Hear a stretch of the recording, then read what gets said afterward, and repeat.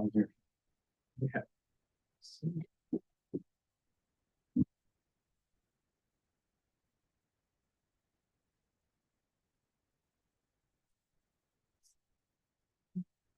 Okay, we are live.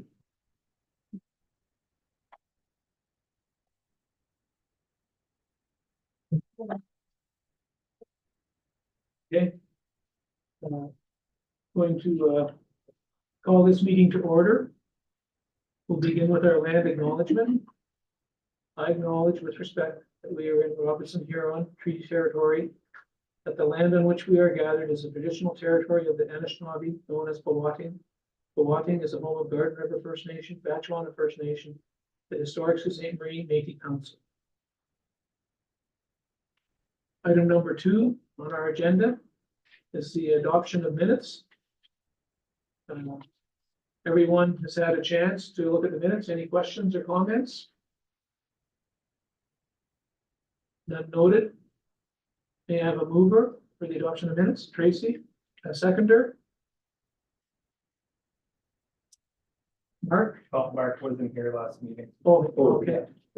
All right, we need another seconder. Paul, thank you, Paul. All in favor? Item number 3 on our agenda, declaration of pecuniary interest. Anyone have a conflict to declare? None noted. Item number 4, adoption of the agenda. Everyone's had a chance to look at the agenda? No questions or comments? May I have a mover, please? Tracy again. And the seconder?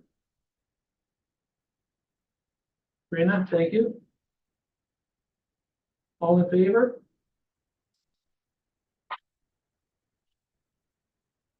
Business arising. Item number 5.1, this is when I stop talking. Okay, so this is for electing of officers for 2024. So do I have a mover? I'll move that. Okay. Second, Jen? Thank you, Jen. okay, so it's resolved that nomination be open for the position of Chair of the Parks and Recreation Advisory Committee for 2024. Do I have any nominations? Go ahead, Mark. I'd like to nominate Dean for sure. Okay, do I have a mover on that? Graham? Seconder? Tracy? All in favor? All right, resolved that Dean Greenwood was declared chairperson of Parks and Recreation Advisory Committee for 2024. All right, I need a mover for vice president. I nominate John. Oh, not yet, we gotta. You'll move it, Paul? Okay, thank you. A seconder? I can second it. Mark, okay. Resolve that nominations be open for the position of vice chairperson of Parks and Recreation Advisory Committee for 2024. Do I have any nominees? Jennifer Flood. Jennifer? Of a seconder? Brenna?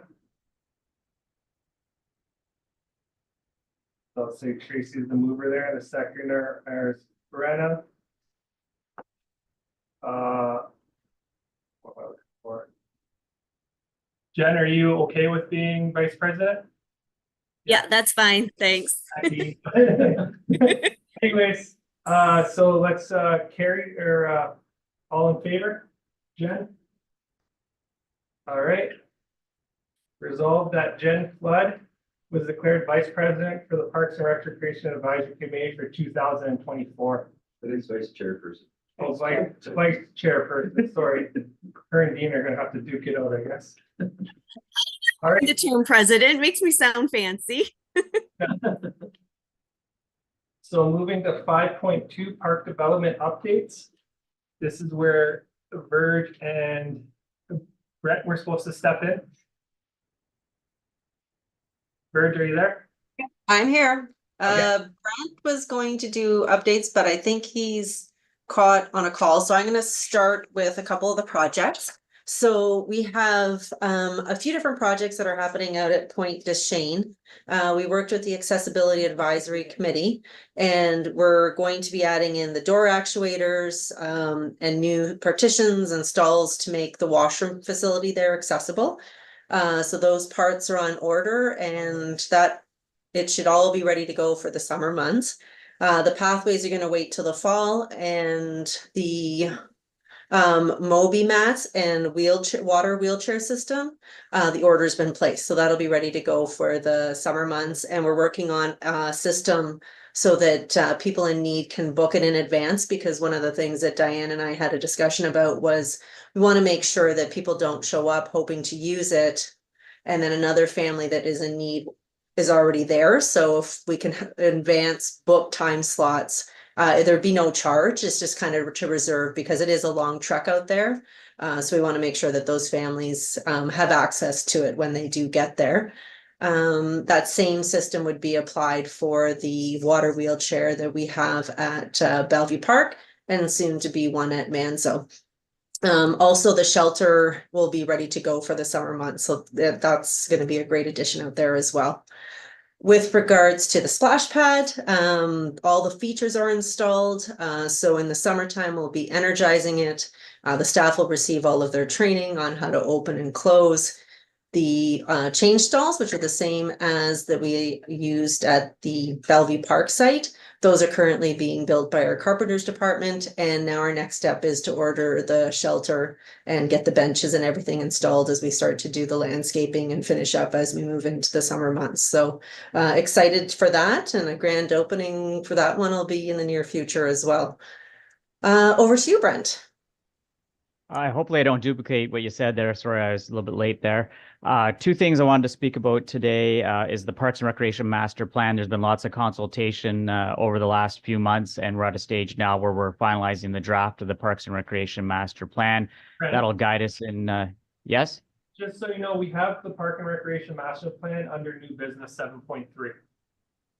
Okay, I can park it till then, I guess. Well, the other item I wanted to talk about is parks revitalization, so I might as well speak to that then at that stage too. Okay. Item number 6. Okay, item number 6, subcommittee task force updates. 6.1, STAC. Surprise, surprise, STAC actually had an executive meeting on January 10th. And basically, there were a number of things discussed. There's some good news happening about for mountain biking in the Hiawatha Highlands. They're planning to develop and build 8 to 10 kilometers new trails between September and October. They're also looking now of putting out an RFP. That's going out in February sometime. And that will involve the construction of a bridge over the Root River to connect people south of or in the third line area over to fourth line. The other thing that is happening, of course, and we're all aware of, is the waterfront design plan. And basically, there was open house held back in January actually on that, and that's going to be interesting. Anyway, this full staff committee is planning to meet on the end of February, the 28th and 29th, and that will involve the city planning department as well as the staff members. So basically, we're looking forward to that, and we'll have a lot of news at our next meeting about that. Any other questions? Okay, moving on to item number 7, the new business. 7.1 is participation grant or participation grant. Yeah, so we're gonna apply for the participation grant again for a 3rd time this year, with the goal of running a tri-sport day, which always seems to be very popular in the beginning of June. This year, the amount went down back to 1,500. It went up to 5,000 last year, but the original grant 3 years ago was 1,500. So we'll be using those funds to purchase equipment to use for tri-sport day, rent any facilities that may need to be needed, provide some snacks, that kind of thing. That grant is being submitted next week. Okay, great. Any questions or comments about that? Okay, item number 7.2. Our pump track event is fast approaching. I don't know whether we picked a date or not. Generally, Virginia, looking at a calendar, what do you think it might be? I was hoping that we could do something similar to what we did last year, where we tied it into the same weekend as Try a Sport Day. Because then we're able to utilize and log those numbers as part of the overall event and activity for tracking for Participation Month. So that would fall on June 1st. So I was hoping to see if there's any members of the Parks and Recreation Advisory Committee that would be interested in participating and helping out for that event weekend and with some of the planning. Can I help out at that? Absolutely. Yeah, it is a fun day. It's not a large, full day type of thing. It's kind of a 10 to 2 event. And we've been fortunate with weather the last few years, so. And I think preliminary, we're thinking kind of the June 8th, 9th weekend. Oh, okay. The average, June 8th, 9th is what we kind of were thinking. I think though that when we discussed, we moved the other event to That May. was June 1st though, isn't it? Pardon me? Didn't we decide on June 1st weekend for that other event? And then we would put No, I thought we picked May. May? Brent, do you remember?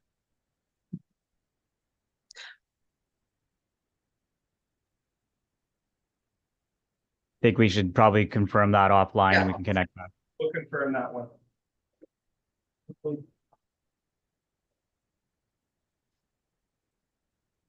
All right, any other questions about, as I say, the pump track event?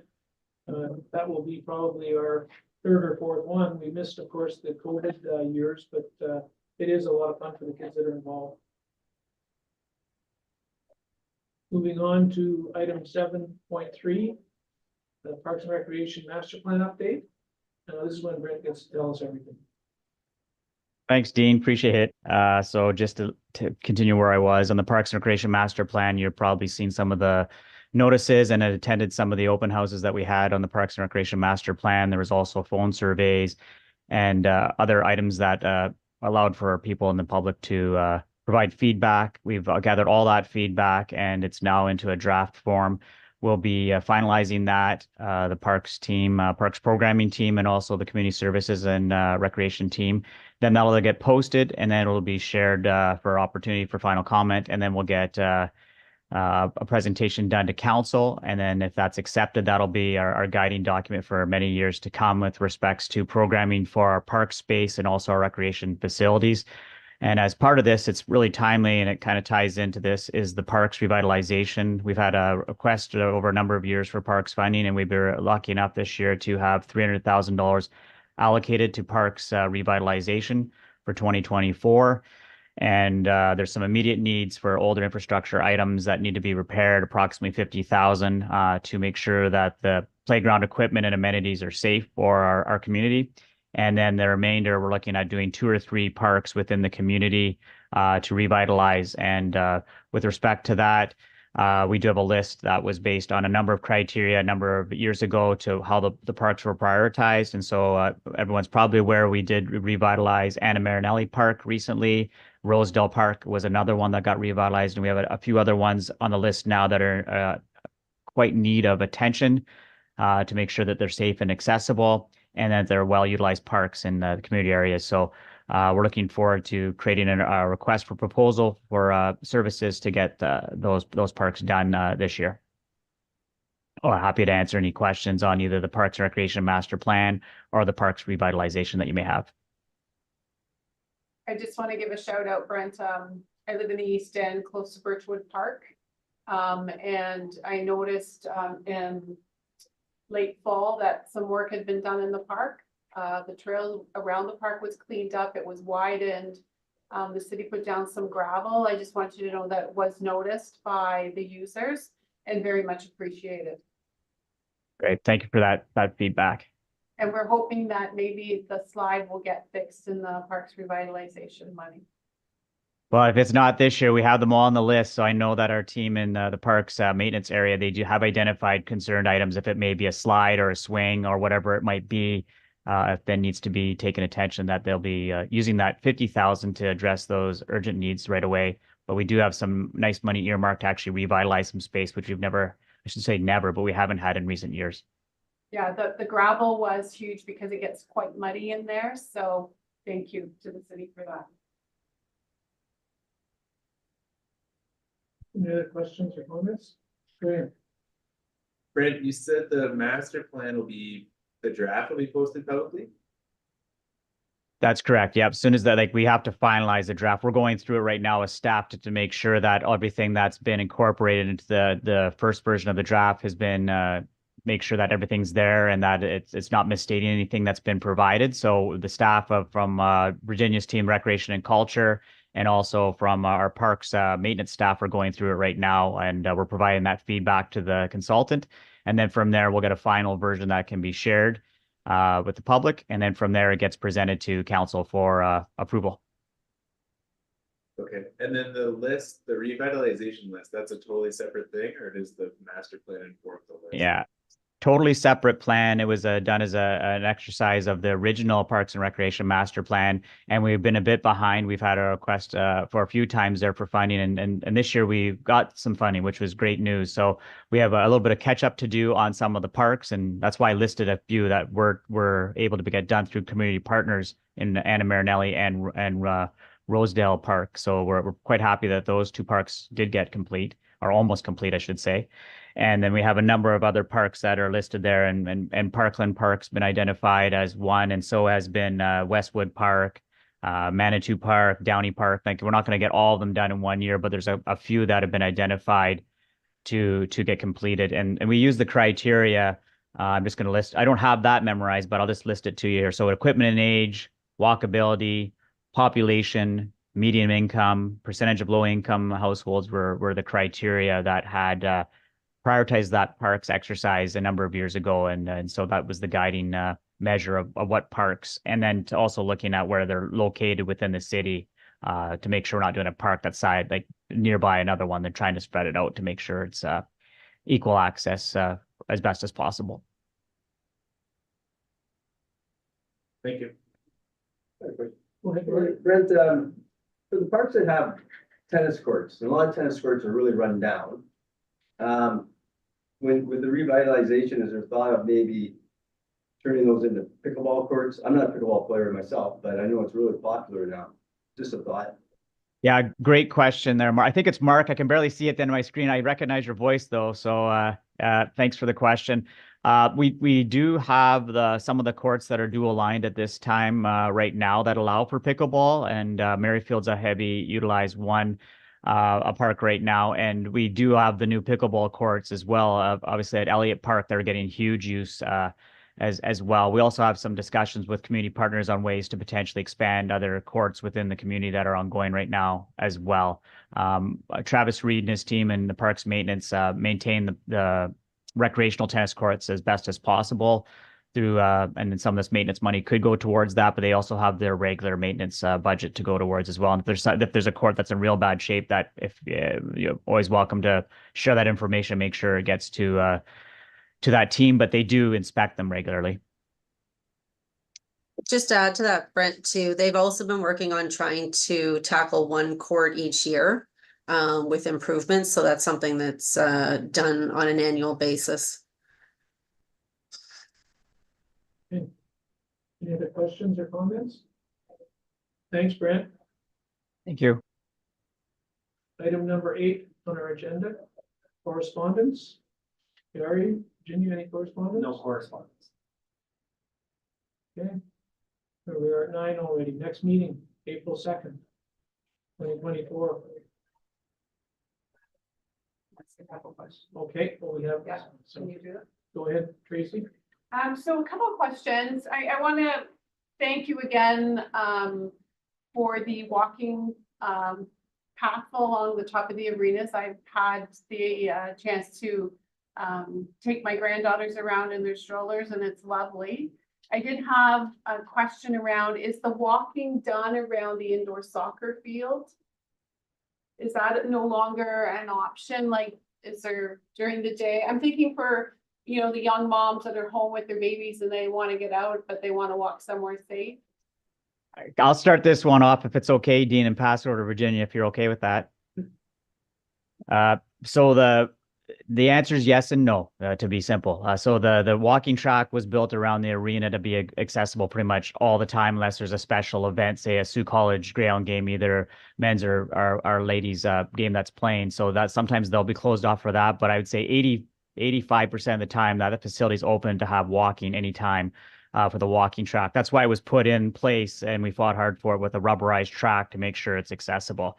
Now, there are times when the turf can be made open, but there are some challenges as well that maybe I'll let Virginia speak to on that, and then Yari can add if he has anything further. Yeah, and just so the group is aware too, one of the things that we've been asked a lot for is running. So we do have running open from 7:30 to 9, Monday, Wednesday, and Friday mornings on the turf.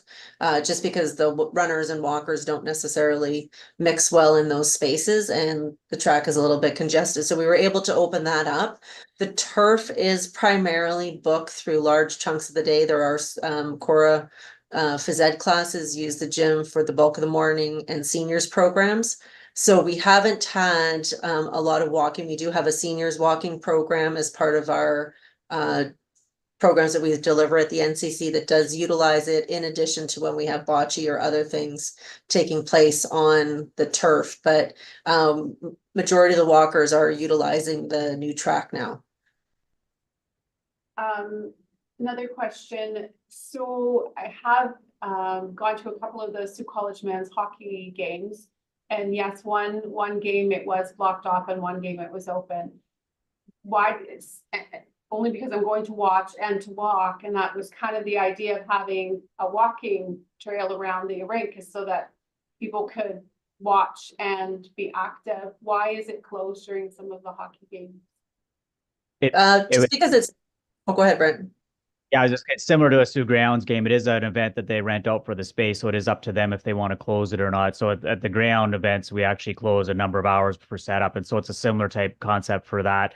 It is a paid event, same as the Thunderbirds. It's really up to them if they want to allow the walking or not up top. So if you were permitted one time, it's interesting because they would run that event while they rent the space. Okay, because there was people walking that were there for the hockey game, and there was people from the community not interested. One other question, and then I'm done with so I noticed, if you have a beverage in a can, I was looking for a recycle bin. Did I just miss it, or are we recycling? We have the, similar to the bins we have that you put out to your curb once a week, we have those bins throughout the building. So there are bins around. It just didn't, so. Well, I can make sure we put more obvious ones out on that, you know, where people are having a canned beverage. Yes. I can talk to the maintenance supervisor of the building and make that suggestion to them. Yeah, because we did look and we couldn't Okay. find one, so it was, I said, you know, I'll ask. Yeah. Thank you. And just Tracy too, there's definitely right outside the canteen, there's recycling bins for sure, I know are there, as well as in the community space. Inside the glassed in windows where we run the community programming and the seniors programming. I thought there was some near the alcove as well, underneath the stairs, but Yari can follow up with Chad and check. Okay. I recognize his name. Yeah, I had a question. I think coming out of the budget process, one of the councilors proposed assessing closing one of the rinks, Esposito, and I think staff said they were gonna do a more fulsome analysis and report back. Just wondering if there is like a logical time we could get, that's something we could get an update on, or just like the study and what's being covered and where that's going. Sure, I could speak to that. You want, Dean? Go ahead. Yes, so the teams from Parks and from Community Services, Recreation Culture will be reviewing that resolution. We have to have the information back in advance of budget, so we'll be looking at how the facilities are used. We had over 35,000 last year for outdoor rink usage this year obviously has been impacted by the weather. If you can look outside, you usually don't see grass in February, but I can speak to the downtown plaza. It's been open since November 16th. We've only been shut down 2 or 3 days. It was even open yesterday at 6 degrees with sun yesterday. So that's being used as a viable alternative when the other rinks aren't used. Some of the rinks are more utilized than others. The oval is actually the highest utilizations still, and then followed by the skating trail.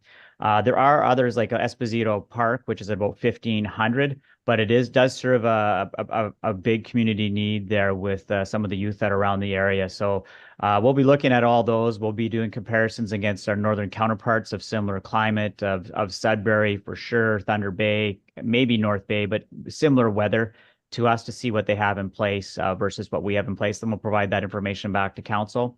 As you know, with respect to when the rinks are closed, we don't pay the security costs. So there is a savings right there. Each rink that does have security has about $25,000 per year. So when you're not open, we're not paying security. Also, we're not doing the maintenance on the rink. And so we reallocate the workers from Public Works to other jobs. So there's some natural savings. It's not like we pay a hard cost one-time fee. It depends if they're open or not. So when they're not open, we don't pay all the costs. But if it's a longer season, we do incur the costs. So hopefully that answers your questions, and we'll provide the information to council to look at.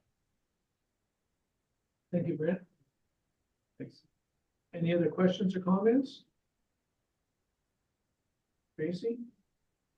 Thank you. Okay. Thank you. Now we're at our item 10, adjournment. May I ask for a mover to adjourn, please? Tracy, and the seconder? All in favor? Thank you, everyone.